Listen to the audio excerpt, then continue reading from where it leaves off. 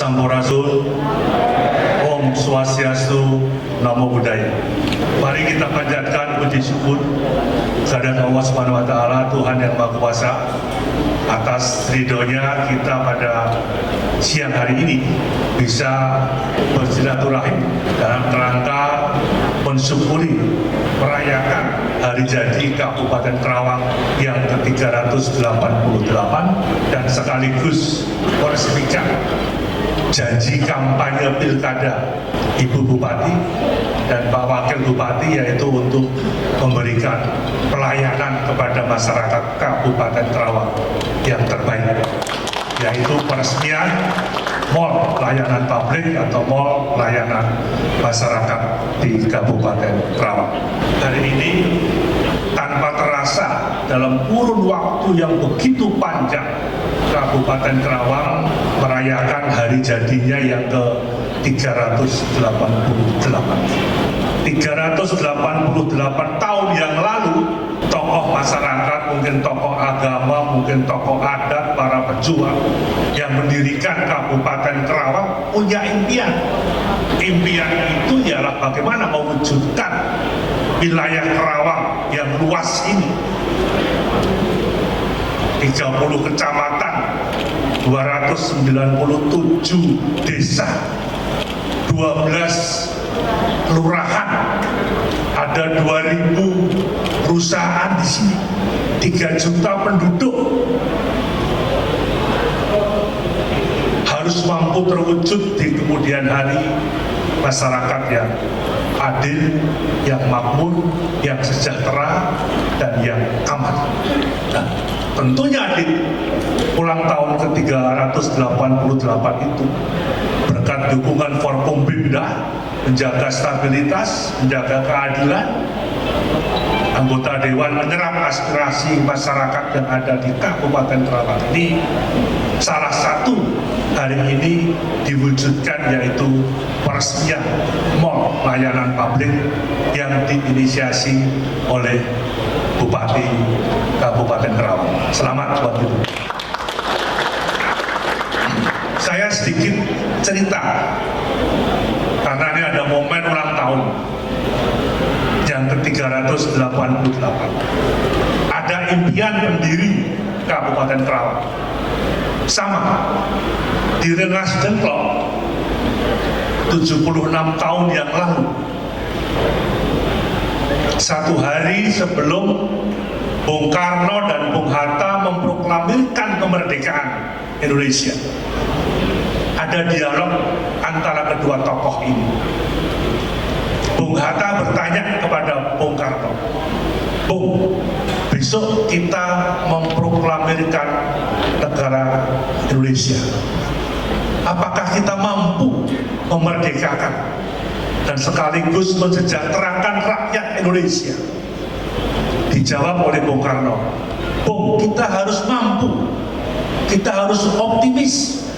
Sekian ratus tahun ada proses kesabaran revolusioner, kita berjuang melawan penjajah, dan besok kita proklamirkan kemerdekaan ini, dan langkah-langkah berikutnya kita harus optimis untuk menuju jembatan emas Indonesia.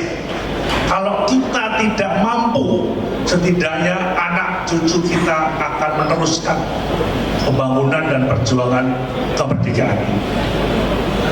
Ini dialog kedua tokoh sebelum memproklamirkan kemerdekaan. Sama hari ini, impian 388 tahun yang lalu, hari ini mungkin cucu atau cicit atau canggah Ibu Bupati ini bersama-sama dengan seluruh tokoh masyarakat, tokoh agama, tokoh adat, pimpinan organisasi, partai politik dan ormas, Forkompimda, bersama-sama mewujudkan impian Kabupaten Kerawang harus semakin maju, harus semakin sejahtera rakyatnya, dan harus terwujud impian daripada pendirian Kabupaten Kerawang ini. Luas wilayah Kabupaten Kerawang ini dengan 3 juta penduduk sangat tepat adanya mall layanan publik di satu atap ini. Sehingga warga Kabupaten Kerawang begitu datang ke mall ini, di samping belanja, beli makanan, juga mengurus semua hal. Mau memperpanjang KTP, mau membuat KTP, mengurus kartu keluarga, sampai mengurus akte nikah, sampai mengurus BPJS dan sebagainya, termasuk vaksin, selesai dalam tempo 1 jam, 2 jam, 3 jam, tanpa harus bolak-balik. Ini yang diinginkan oleh Bapak Jokowi. Reformasi birokrasi inilah yang menjadi lehernya pemerintahan. Tujuannya adalah mempermudah melayani masyarakat dan mempercepat proses perizinan. 2000 industri yang ada di Kerawang harus dipercepat proses perizinannya. Misalnya orang memperpanjang SKCM, mengurus SIM, memperpanjang SIM. Orang mau berobat ke puskesmas, ke rumah sakit rujukan, itu harus cepat terlayani. Karena Pak Jokowi menginginkan aparatur pemerintah harus bisa cepat dilayani, dan yang kedua adalah mempercepat proses perizinan. Ini bagian daripada reformasi, termasuk visi-misi beliau adalah meningkatkan kualitas sumber daya manusia. Ada program prioritas nasional yang harus dilaksanakan oleh gubernur, oleh bupati, wali kota, sampai kepala desa, kepala kelurahan. Di samping seiring dengan program prioritas pemerintah daerah Provinsi Jawa Barat, dan lebih khusus lagi program-program kerja yang ada di pemerintah Kabupaten Kerawang. Ini bagian daripada peningkatan kualitas sumber daya manusia dan bagian daripada program yang berkaitan dengan reformasi birokrasi. Memperpendek birokrasi yang panjang menjadi pendek supaya masyarakat cepat terlayani, supaya masyarakat cepat puas. Itu salah satu kunci sukses seorang kepala daerah, baik bupati, wali kota, gubernur, termasuk presiden. Nah, di sini pentingnya stabilitas. Maka setiap keputusan politik pembangunan di Kabupaten Kerawang, Ibu Bupati harus melibatkan DPRD yang punya massa, punya dukungan, punya konstituen. Harus melibatkan Kapolres, karena punya pasukan sampai Kapolsek dan Baptimas. Harus melibatkan Komandan Kodim, karena Dandim punya pasukan mulai Komandan Koramil sampai Babinsa. Melibatkan Kajari, dan ada tokoh masyarakat, tokoh adat yang juga harus dilibatkan setiap pengambilan keputusan politik pembangunan yang ada.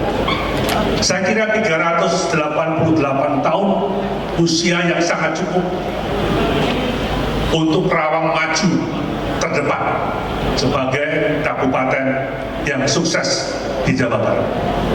Saya kira ini bisa merangsang kabupaten yang lain untuk sama-sama minimal punya layanan publik satu atap, memberi contoh agar pemerintah daerah itu cepat melayani masyarakat. Memang Kerawang merupakan bagian dari sejarah perjuangan bangsa. Itu yang harus dicatat. Wilayah yang cukup luas di Kerawang ini, 3 juta itu cukup besar. Dibanding dengan Singapura lebih luas Kerawang. Industrinya juga lebih banyak yang ada di Kerawang. Nah, saya kira yang harus terus kita maju. Yang mana tadi sudah saya gambarkan, ada proses memproklamirkan kemerdekaan ini di Rengas Dengklok. Saya kira konsep rencana pembangunan jangka menengah, jangka panjang Kabupaten Kerawang atau Pemda Jabar, mari bersama-sama kita bangun Rengas Dengklok sebagai kecamatan yang ada nilai historis. Ya, kita kadang-kadang sebagai bangsa yang besar itu sering lupa dengan hal-hal yang berkaitan dengan sejarah. Karena sejarah itu sangat-sangat penting sekali untuk generasi-generasi yang akan datang. Reformasi birokrasi telah menjadi arus utama, Bapak Ibu sekalian, sebagai pendorong gelombang revolusi tata kelola pemerintahan, di mana jalannya birokrasi menghadirkan pelayanan, namun juga mengubah paradigma para administrator publik untuk bukan lagi mendayung, tetapi mengemudi, mempercepat proses gerakannya, menetapkan arah dan tujuan, serta memetakan jalan bagi perahu pemerintah. Nah, ini sejalan dengan gagasan New Public Service yang menempatkan masyarakat sebagai aspek terdepan dan skala prioritas, yang mana memposisikan pemerintah sebagai representasi publik serta membangun institusi publik yang berintegritas, responsif, melayani, dan aktif memberdayakan masyarakat untuk terlibat langsung dalam pengaturan dan implementasi berbagai kebijakan publik untuk tingkat pusat maupun tingkat daerah. Bapak Jokowi juga menggerakkan seluruh jajaran, mempercepat bagaimana kita melawan pandemi COVID ini, menugaskan TNI, Polri, BIN, semua pihak untuk vaksinasi. Jangan dilihat, kenapa kok TNI, Polri turun ke desa, turun ke kelurahan, hanya untuk vaksin, hanya untuk memberi sembako, bukan semata-mata itu, tapi juga menjaga stabilitas daerah, menjaga stabilitas di desa, di kelurahan. Kalau semakin sering dikunjungi TNI dan Polri, setidaknya masyarakat desa, kelurahan merasa didatangi, merasa terayomi, merasa aman. Karena tantangan kita adalah masalah-masalah yang berkaitan dengan masalah-masalah stabilitas daerah. Dan Kerawang wilayah yang luas, apalagi tadi menghasilkan 1,6 juta ton padi, lumbung padi, salah satu lumbung padi di Indonesia ini juga harus terjaga dengan baik, termasuk menjaga 2000-an industri yang semakin berkembang dengan pesat yang ada di Kabupaten Batu. Kembali kepada paradigma New Public Service juga menekankan bahwa pelayanan publik tidak dapat lagi hanya menggunakan kekuatan pemerintah saja, melainkan harus mampu memanfaatkan peluang untuk melibatkan seluruh pihak, di mana pembangunan mal pelayanan masyarakat publik Kabupaten Kerawang ini merupakan contoh yang baik adanya semangat kolaborasi antara pemerintah dengan pihak swasta dalam menghadirkan pelayanan publik yang berkualitas dan terintegrasi melalui mal layanan publik. Layanan publik hendaknya bukan hanya milik dan tanggung jawab pemerintah, tetapi juga merupakan tanggung jawab kita semua, tanggung jawab masyarakat dan tanggung jawab para swasta. Gagasan membentuk pelayanan publik ini merupakan jawaban dalam rangka memberikan kemudahan berusaha, sekaligus upaya untuk meningkatkan daya saing global. Dan saya kira target-target pemerintah memposisikan Indonesia harus mampu mencapai peringkat 60 pada tahun 2021, peringkat 50 pada tahun 2022, peringkat 40 pada tahun 2023 melalui berbagai strategi yang salah satunya adalah kecepatan integrasi melayani masyarakat melalui mal layanan publik.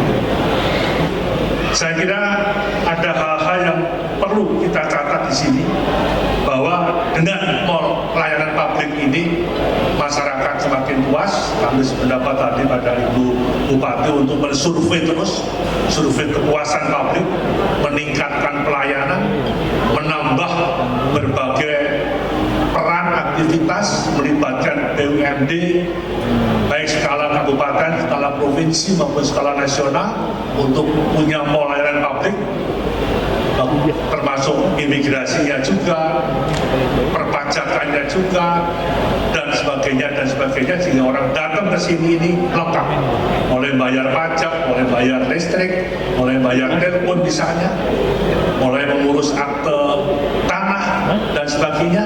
Saya kira ini bisa dikerjakan dalam tempo 1 atap.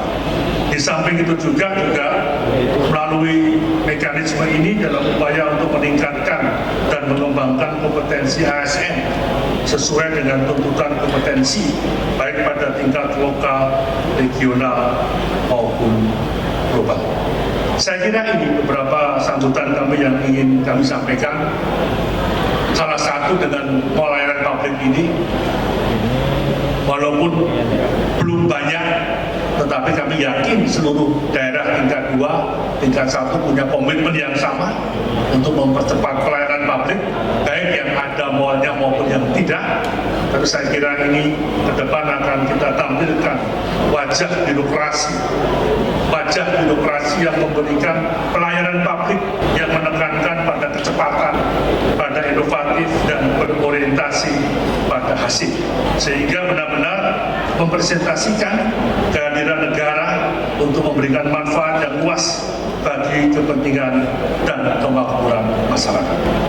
Paling akhir saya ingin mengingatkan pada kita semua termasuk saya, tanpa terasa sudah 76 tahun kita merdeka.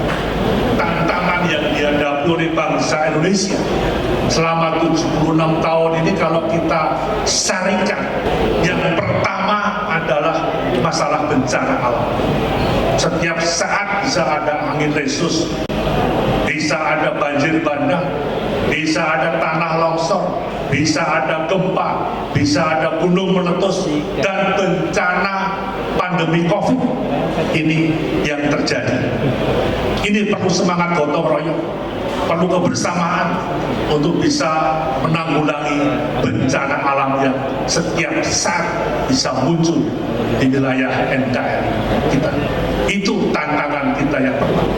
Tantangan yang kedua adalah bahaya narkoba. Hati-hati, narkoba ancaman generasi bangsa ke depan. Ini harus kita lawan, harus kita tuntaskan.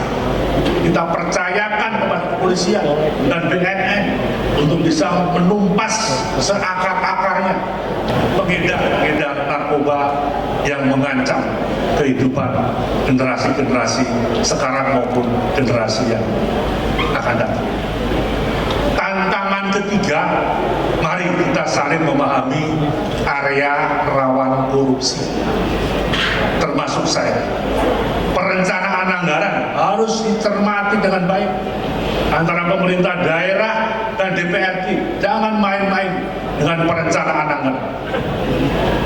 Yang kedua adalah yang berkaitan dengan dana hibah dan dana bansos. Jangan main-main terhadap dana bansos dan dana hibah. Yang ketiga, masalah retribusi dan pajak. Hati-hati, itu milik rakyat. Yang keempat, mekanisme pembelian barang dan jasa. Dan yang kelima adalah jual beli jabatan. Dicermati dengan baik. Saya ikut sedih, ikut prihatin. Selama ini sudah 124 kepala daerah yang terkena OTT KPK. Belum yang diproses oleh kejaksaan, oleh kepolisian. ASN kita semakin meningkat yang terkena OTT KPK karena 5 hal tadi. Mohon harus hati-hati terhadap area rawan korupsi ini.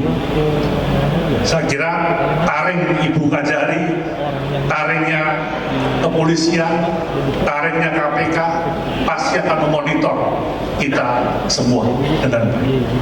Yang terakhir, tantangan yang paling utama adalah bahaya radikalisme terorisme.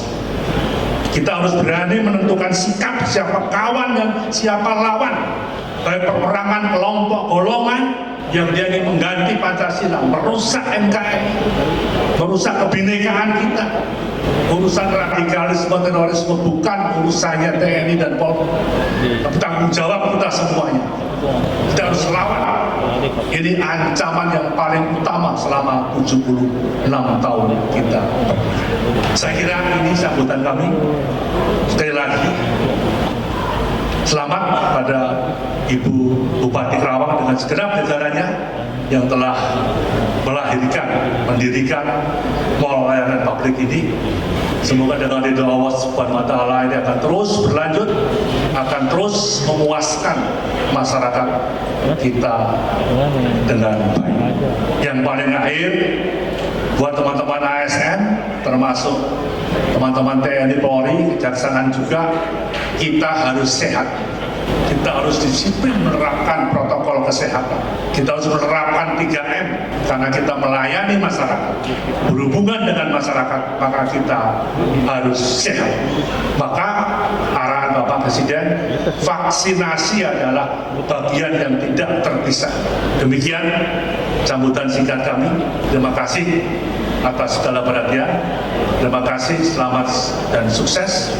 Dirgahayu Kabupaten Karawang yang ke-388 dan selamat atas peresmian mall layanan publik. Sekian, terima kasih. Wassalamualaikum warahmatullahi wabarakatuh.